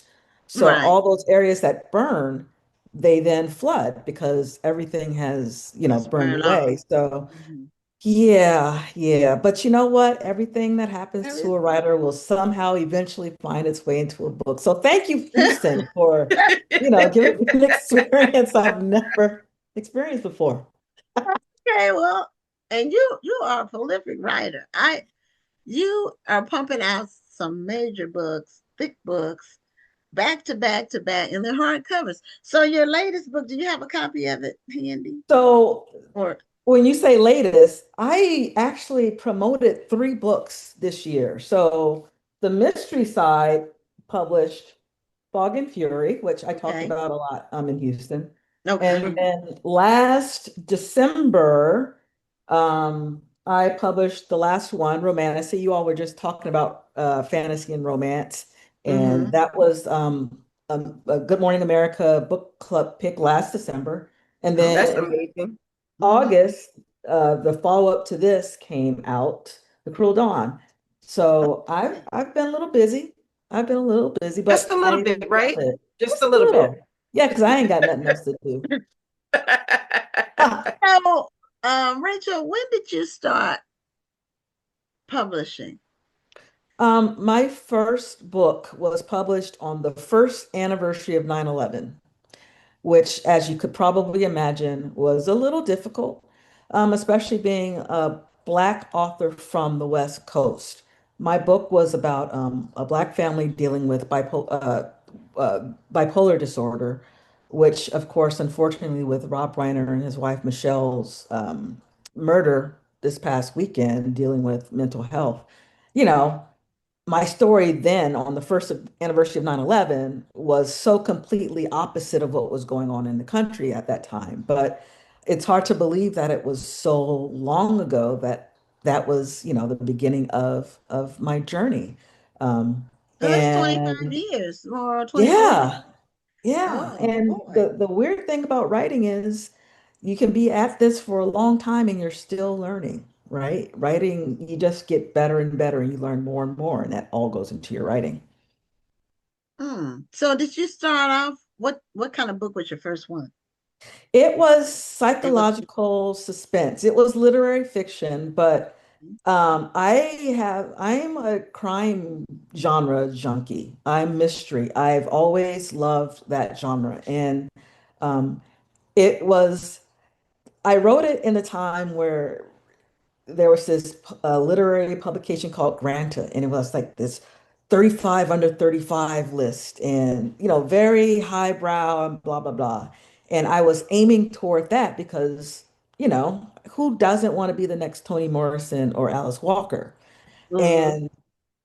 And no matter how hard I tried, I had to have a body in there. There had to be like mystery and murder and something like that. Um, and so while I was aiming for that over there, I still landed where my love is and where my voice is. And I haven't stopped since. I tried to deny that and try to write, these literary stories, but every single time, the story came out as what it was.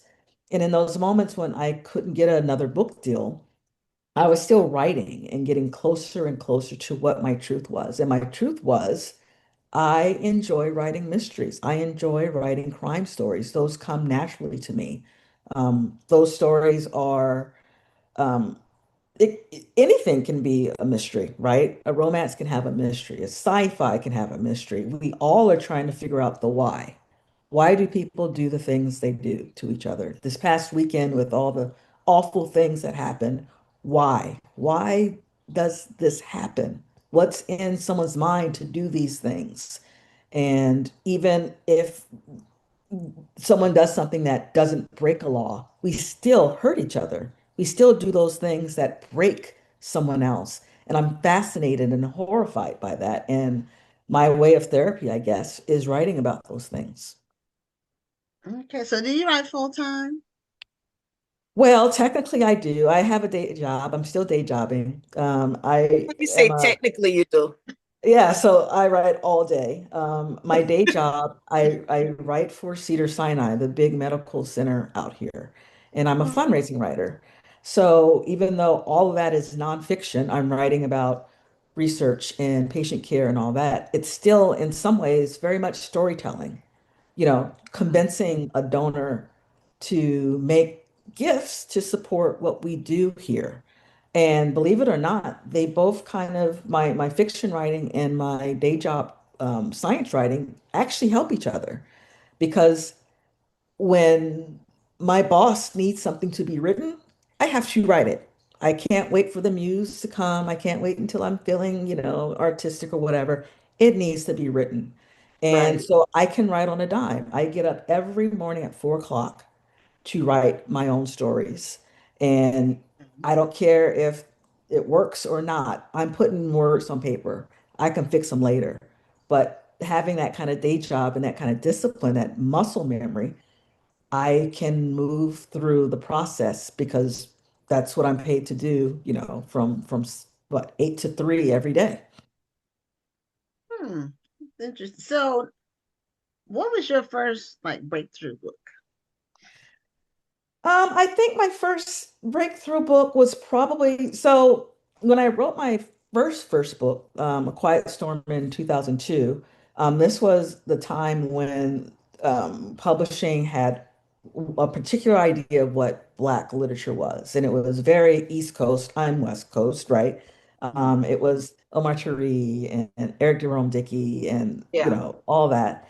And New York Publishing didn't think my voice was Black enough because I didn't come from the South and I didn't come from the East Coast.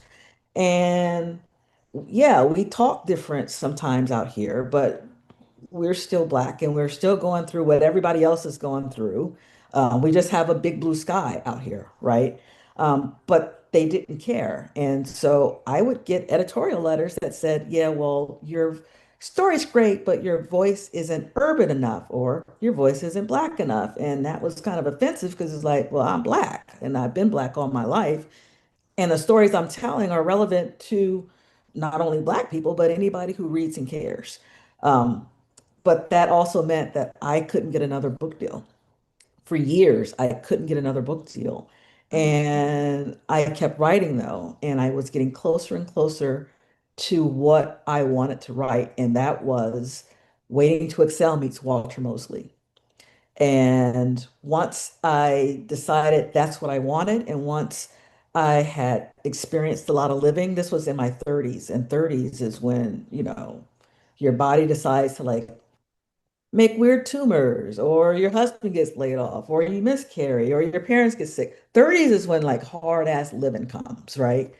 And so I was going through a lot of that living, and writers take all that living and we use it in our writing. And so I'm using all this stuff and becoming a mom. And when I was pregnant with my daughter, I was diagnosed with a breast cancer. So going through that at 33 years old while trying to write and working and blah, blah, all of it was feeding into what I wanted to write. And so after being diagnosed with a breast cancer for a second time, I'm like, I want to write Terry McMillan meets Walter Mosley. And I created this series with an LAPD homicide detective named Lou Norton. And I landed another agent, Jill Marshall, who's still my agent today, and a book deal, which turned into a 4-book deal. And that was the Lou Norton series. And I've been writing books ever since. That was 2014 to today.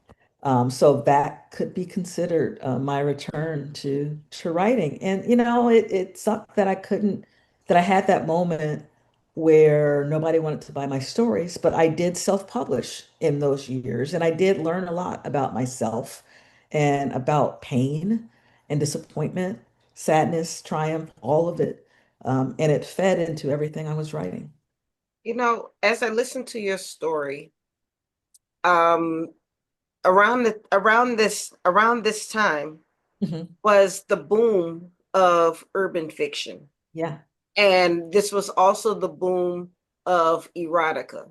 Uh-huh. So if you look at the movie industry, gangster movies were out at this time, and so-called the Black movies, the Black urban experience movies. So unfortunately, publishers thought that this was the only thing that Black people wanted to read. Right.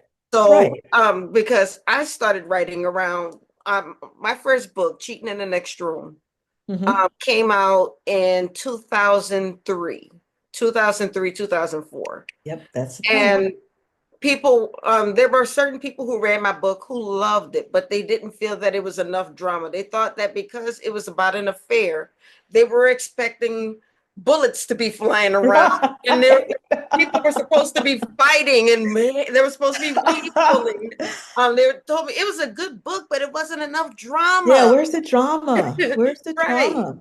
Yeah. And this is what they were looking for, and they weren't expecting. These are professionals. This is not a woman who grew up in the ghetto or the projects. Not we don't all have a project experience. But the irony is though, if you've ever seen Training Day, that's the neighborhood I grew up on. I grew up on that street. And it's like, I know what the jungle is. I am a product of the jungle. Right. And yet there are families there that aren't, that everybody's not like the stereotypical. Right. And so everybody does not have the same story. Right. And so, also you shouldn't, even if you grew up that way, you don't have to write about that if you're a writer. And that's what we're saying though. Just because you grew up that way does not, or you grew up in that area does not mean that you grew up that way. Yeah. And we don't all have to tell that type of story. Yeah. And so that's why I'm saying when I'm hearing you tell your story, unfortunately, those were the stories that were selling at that resonated. time. Yeah. And so unfortunately it was harder for us to sell our stories at that time. Yeah. And so I'm glad that you were able to persevere and you were able to find an agent who believed in your stories, who was able to break through that. Yeah, because there are many people who stories sold. Yeah, right. Yeah. And my stories tend to be Black women, even my fantasy, Black women who go into spaces where someone says that you don't belong here, whether that's the police force, whether that's, a small town or a conference room at work, wherever we go, there is a hostile force somewhere wondering, how did she get here? Why is she here? And how is she gonna make me work harder? Because, I've skated through life and now here's this Black woman who's smart and perceptive. And what trouble is she gonna cause? And I find that many women, if not all, connect to that story. It doesn't have to be, you have to be a drug dealer's girlfriend to understand. No, you be a woman and go into a space where someone thinks you got there because, quotas, or you knew somebody, or you're playing pretty privilege or something. Someone doesn't think that you deserve that space. And that's who I write about. It's interesting that there's a stat. I don't know if this is exactly true because I don't know what they use as the measure, but there's a stat that says Black women are among, let me say that, the most educated in the country, which means why wouldn't we write characters who reflect that? Right. Why would we not? This is reality. But also, you're not the first, second, third, fourth, fifth, or sixth person that's been on the show that told us about your characters aren't Black enough. And so, and these are not Black people who are saying it, which to me is just so insulting, is not strong enough. Yeah. No, it is insulting because it's like, how would you know? Right. And you don't know us. We like, especially readers, we've all grown up having to read everybody. Yes. And because of that, I think that lends to our education. Like I grew up reading, the first book that really had an effect on me was Ramona the Brave, Beverly Cleary, and then Stephen King. Stephen King wrote about a place that spoke to me, this town. Of course, I didn't know what the hell Bangor, Maine was, but I was scared of clowns and I was scared of sewers. And he wrote about kids who were scared of clowns who lived in sewers. And it's like, I get that. I read Jackie Collins because who didn't want to be an Italian mob princess? I read B.C. Andrews' Flowers in the Attic because that shit was weird. It was, and I don't even know what's going on. I read Sweet Valley High and Super Fudge growing up. Right. We had to read everybody because And that's why I thought that the only thing I could write what had to be like these very important books, like with, that always discussed the problems that we have and nothing genre related. And it wasn't until, again, Terry McMillan put contemporary Black women in these pages that it's like, oh, okay, I can write about like what's happening to me right now. And that's one reason why I love mystery, because I can still talk about racism and sexism and classism and all these important things, but doing it in a way that people are flipping the pages and feel like they're not being preached to. That they don't have to have a PhD or do close readings of. It's the reason why I think we still have thousands of CSIs and NCISs and SUVs and all that. People want to feel that they're getting some inside information on how to survive. Mystery, in my opinion, is the modern campfire story that we've been telling these stories for centuries and millennia, saying, don't go over there in that dark space because bad things happen. And that's the power of mystery. And that's why I really enjoy it, because again, it can be entertaining, but it can also be informative. I mean, Jesus told parables for that same reason. It's like very, very complicated things, but I'm going to help you understand it in a way that reaches you, that you get it and you can see yourself in that situation. Now, Rachel, I gotta apologize to you because I read so many books preparing for Houston that I told you I read your book thinking it was your book and it wasn't your book. I had actually read How It Ends. Oh, that's what you meant. Okay. Yeah, and I kept referring to a different book, and I was like, and then I went back and looked. I'm like, that's not the book that I read. I knew, yeah, but I knew you had a lot to do, and the sound was good. It was a lot going on. There was so much going on. You did, and she's been our literary correspondent for the festival for 7 years. I want to say, 8 years. Yeah, and we've had this show for 5, going on 5.5. Wow. So yeah, every Tuesday for 5.5 years. We've missed a few Tuesdays, but not many. But How It Ends was fun to write. That was a it was fun to listen to. I listened to it on audio, and I was like, man, I was like, well, who in the world attacked her? Because I was siding everybody. Yeah, that was fun. And that's the fun thing about mystery and crime. Like, I can't even remember what inspired that story, but I probably read something crazy in the news that actually happened, and it's like, oh, I want to somehow use that to tell this story about, a married woman who I think what was happening then.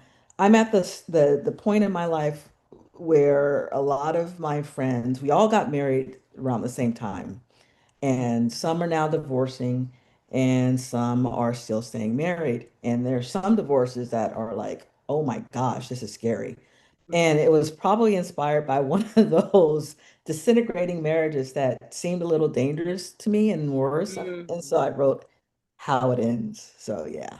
Yeah, it's amazing. I mean, just in real life, people can start off so in love and then end up like hating each other. And really, it's like, where'd the love go? It's crazy though, because like yesterday, Dedrick and I woke up like super, super early, like 3 or 4 in the morning. We were just wide awake watching the news.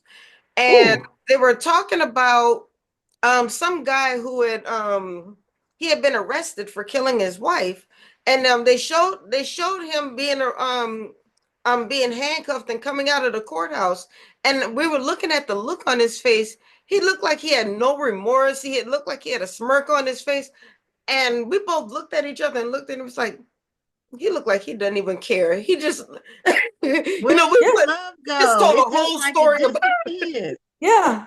And that's the scary thing. And that's why I think people are fascinated, because you will always hear, I watch a lot of true crime, of course. Not before I go to bed. I watch the Golden Girls before I go to bed because I need something. You got to watch something happy. Yeah. But you will always hear people say, oh, he was such a great guy. And she would give you the sweater off her back. And it's like, there are no sinners in the graveyard at a funeral, but some, not, there were signs that he was crazy or she was nuts. Yeah. And that this was a worrisome relationship from the get-go. But we want to believe what we want to believe, right? We hold out for the best. We're taught as young girls, especially, that you can change them. You just need love. And sometimes it's like, no, love isn't enough. You can't. It's not enough. You can't love a person enough to change them into something they're not. Right. You can't. And you don't want somebody to change you into something else. Right. So, that's what But the thing about, I don't know if women do this. I can't say. I know I don't. But men will act a certain way when they want to meet you, when they're trying to get you. They'll cover up a lot of stuff. Yeah, they will. Yeah, they will. Women do it differently. Men do it dangerously. Women do the appearance and sex and all the rest of it. Men hide on, just generally speaking. No offense, men. Generally speaking, men hide behaviors. Yeah, addiction, as controlling, possessive, violent things, irresponsibility, just totally irresponsible behaviors.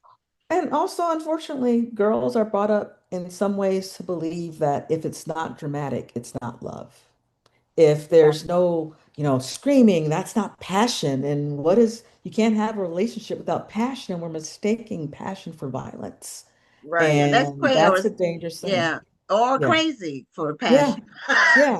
Yeah. And so fortunately, I'll be writing forever because people just can't help hurting each other. That's what we do. That's true. Now, if someone were going to read Rachel Howzell Hall for the first time, what book would you recommend to start with? I would say,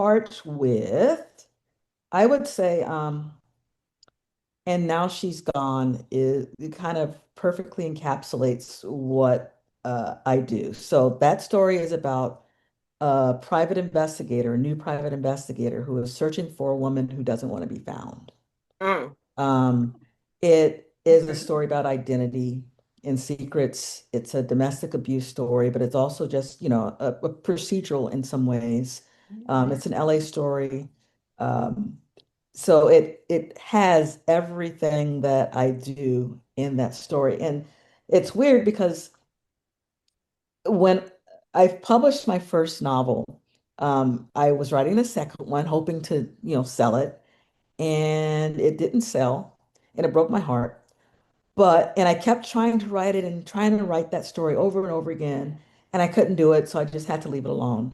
When I started And Now She's Gone, maybe 7, 8 years later, after living and experiencing, the disappointment and all the rest of it and learning how to write, I figured out how to write that story I had tried to write as a second book. And now part of that book that never sold plays a huge part. I took it and plopped it into And Now She's Gone.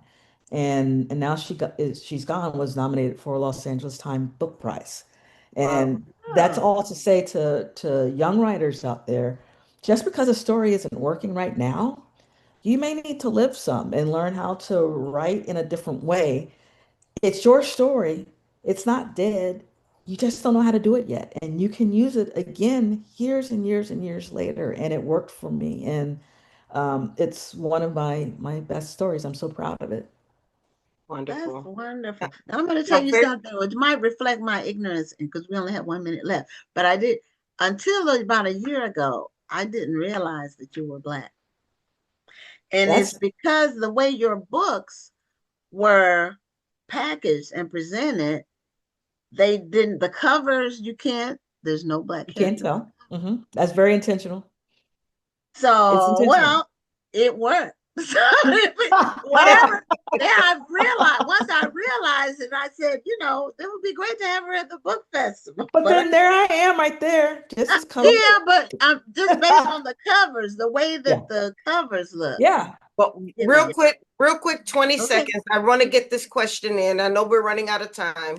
But Stephanie Burnham, we haven't seen her in a while. She wants to know if there's ever going to be a TV series with Lou Norton.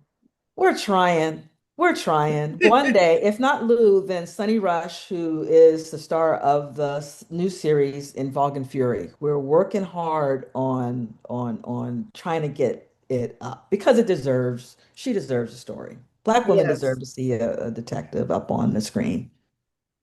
Okay. Go ahead to petition. Yeah. Okay. Well, thank you so much for being a guest on the show and for being a featured author at the National Black Book Festival. Thank you so much for bringing me on again. Yeah. Thank you for being here. Happy holiday. We'll be looking for your next book after this, but I'm going to check out the one that you mentioned to me. Yes, and now she's gone. I'm going to get it in my shopping cart tonight. So anyway, take care, and we'll be seeing you soon, hopefully. Yes. Happy holidays. Happy holidays. Bye-bye. Okay, well, that's the end of our show. And this is the last show for 2025. We won't be back for the next 2 weeks because of the Christmas and New Year week. So we will be back on January 6th for our next show. It's already booked up, and the show after that is completely booked. We're going to have a great lineup. So anyway, happy holidays and happy New Year to everybody. And we love you all so much for tuning in and for supporting this show. I'm Gwen Richardson signing off.